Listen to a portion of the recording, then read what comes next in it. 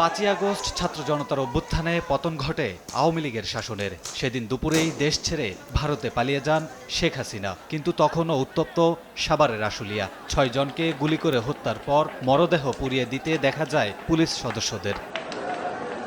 মরদেহ পোড়ানোর মামলায় 20 জানুয়ারি যুক্তিতর্ক শেষ হলে মামলাটি রায়ের জন্য অপেক্ষমান রাখা হয়। রোববার ট্রাইব্যুনাল 2 জানান রায় দেয়া হবে 5ই ফেব্রুয়ারি। আশুলিয়া এলাকায় 6 জনকে গুলি করে হত্যা এবং তাদেরকে লাশকে পুড়িয়ে দেয়া, এই নির্মমতম ঘটনার যে বিচার চলছিল সেই বিচারটির সমাপ্তি হয়েছে।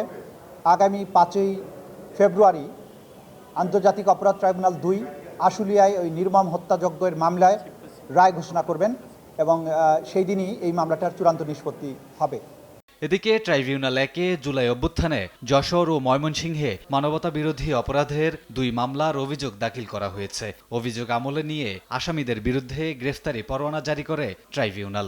যশোরের চৌগাছায় রুহুল আমিন এবং ইসরাফিল নামক 2 জন ছাত্র যারা রাজনৈতিক কর্মী ছিলেন তাদেরকে মিথ্যা মামলায় ধরে নিয়ে গিয়ে পরপর 2 রাত ধরে টর্চার করে তাদেরকে আদালতে উপস্থাপন না করে তদানীন্তন এসপি আনিস তার অধীনস্থ পুলিশদেরকে দিয়ে এদেরকে পায়ে গুলি করে সেই ক্ষতস্থানে আবার বালু ঢুকিয়ে দিয়ে গামছা দিয়ে বেঁধে তাদেরকে মিথ্যা মামলায় অস্ত্র দিয়ে চালান দেয়। এই নিষ্ঠুরতম ঘটনায় যশোরের সেই সময়কার এসপি আনিসুর রহমান সহ মোট 8 জনের বিরুদ্ধে আজকে আন্তর্জাতিক অপরাধ ট্রাইব্যুনাল অভিযোগ আমলে গ্রহণ করেছেন এবং আসামিদের বিরুদ্ধে গ্রেপ্তারি পরোয়ানা জারি করে আগামী 16ই ফেব্রুয়ারি তাদেরকে আদালতে উপস্থিত করার জন্য নির্দেশ দিয়েছেন। এছাড়াও সাক্ষ্য গ্রহণ হয় জেআইসি সেলে গুমের মামলার। আর ট্রাইব্যুনাল 2-এ হাসানুল হক ইনুর বিরুদ্ধে মানবতা বিরোধী অপরাধ মামলার তদন্তকারী কর্মকর্তাকে জেরা করেন আসামি পক্ষের আইনজীবী। কামরুল হাসান, সময় সংবাদ, ঢাকা।